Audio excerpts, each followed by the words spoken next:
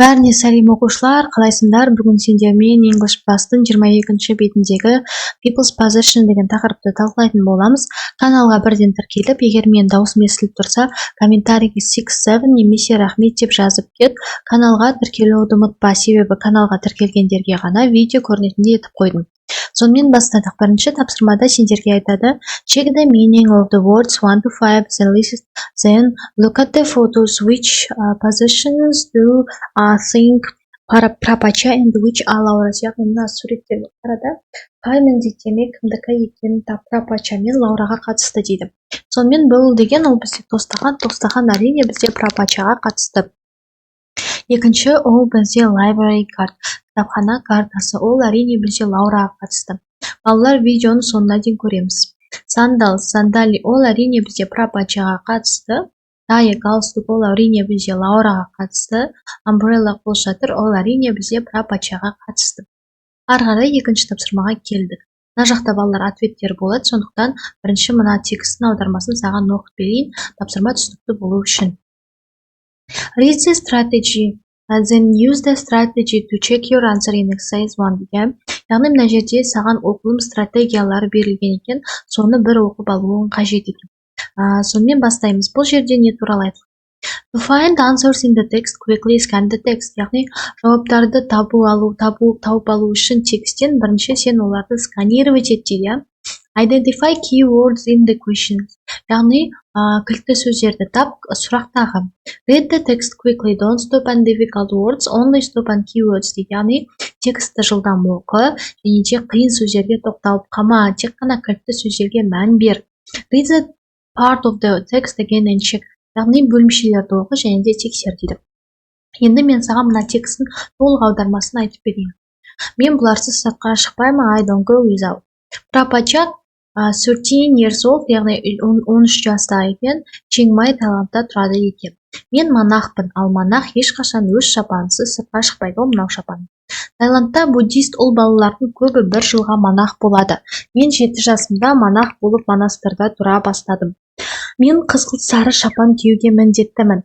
Монахтар джинсы немесе футболка кимейді. Монастырларда зергерлік бұйымдар мен ұялы телефондар ұстауға болмайды. Бірақ бізге отбасымыздың суреттерін ұстауға рұқсат етіледі. Менің жалғыз заттарым тостаған кесе, сандали және де қолшатыр. Күн сайын таңертең біз тостағанымызды алып көшелермен жүреміз. Адамдар бізге тамақ береді. Неге? Бізге ақша ұстауға болмайды. Сондықтан тамақ сатып ала алмаймыз. Лаура, мына қыз айтып жатыр. Мен мектепте галстугымсыз және сөмкесіз сыртқа шықпаймын.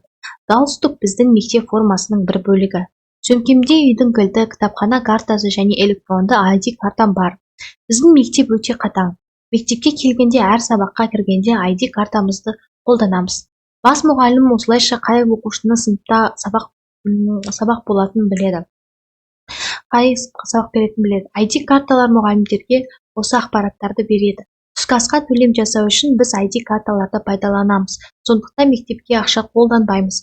Менің ұялы телефоным бар, бірақ мектепте телефон қолдануға рұқсат жоқ. Бұл ережеге қайшы дейді. Ары қарай 3-ші тапсырмаға келдік. Listen the text again дейді. Check. Correct the true false sentence. Яғни true false sentence'ді орындауымыз қажет. Етіп қойдым, бастадық. Ал Thai monks wear orange t-shirt. Ол әрине false. Яғни таиландтық монахтар оранжевый футболка киеді. Олар футболка кимейді, олар шапан киеді. Monks don't talk to their families on phone. Олар телефонмен сөйлесе алмайды. Өйткені оларға телефон ұстауға рұқсат жоқ. People give money to monks.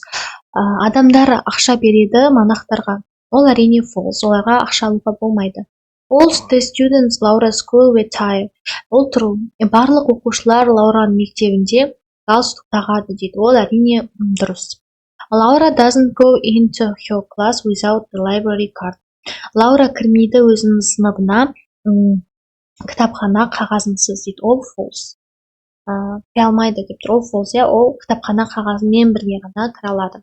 Laura uses an ID card instead of money. Лаура қолданады ID картасын, өзінің куәлігін ақшаның орнына дейді. Ол әрине білсе тұру екен.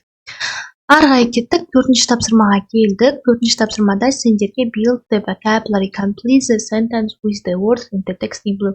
Мына жерде берілген көгілдірмен берілген сөздер көріңдер ма? Supposed to, it's against the rules, allowed to, aren't supposed to деген, aren't allowed to деген сөздерді көріңдер ма? Осы сөздерді қолдану арқылы мына 4-ші тапсырманы орындап тастауымыз қажет екен. Бастадық. Былай істеп қояйын, 4-ші тапсырма. He is supposed to wear orange robes болды. Яғни бірде supposed to болды. Бірде қараймыз. We aren't allowed to have money. Бізге рұқсат берілмейді ақша алуға. It's against rules. It's against the rules to have jewelry. Бұл ережеге қарсы әшекей тағу. We are allowed to have some family photos. Бізге рұқсат беріледі кішкене бірнеше отбасының суреттерін алуға дейді. Ары қарай we aren't allowed to use phones at school.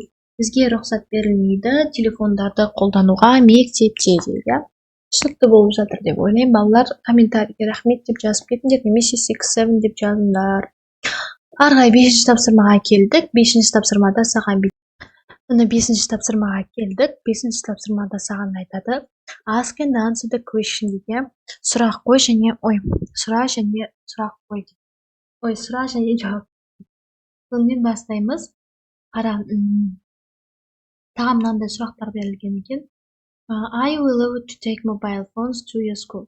Саған рұқсат береді ме мобильді телефон ұстауға мектебіне? Yes, we are. Я, бізге рұқсат беріледі дейді. Егер де рұқсат берілмесе, балалар, мына жауапты айтасыңдар. No, we aren't дегенді айтасыңдар. Жоқ, рұқсат берілмейді. Are you allowed to use them at school? Мектепте саған оны қолдануға рұқсат беріле ме? Яғни мектептің ішінде. No, we aren't. Егер де рұқсат берсе, yes, we are-ны қолданасың. Егер мүлдем рұқсат бермесе, no, we aren't-ті қолдануың қажет. Ары қарай, what you supposed to do when you arrive every morning? Яғни таңертең келген сайын сен не жасауың керек дейді. I'm supposed to go my classroom and get ready for the lesson. Я должен пойти в свой класс, яғни мен сыныбыма барып, сабаққа дайындалуым қажет дейді. What is against the rules at your school? Сенің мектебіне не нәрсе қайшы келеді дейді. Не нәрсе қайшы, не нәрсеге қарсысың дейді. It's against the rules use mobile phone during the lesson.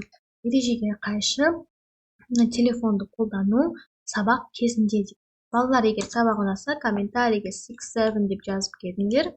Және де каналға тіркелуді ұмытпаңдар. Каналға тіркелгендерге ғана видео көрінетіндей етіп қоямын әйтпесе. Сондықтан комментарийге рахмет деп жазыңдар, каналға тіркеліңдер. Goodbye, have a nice day.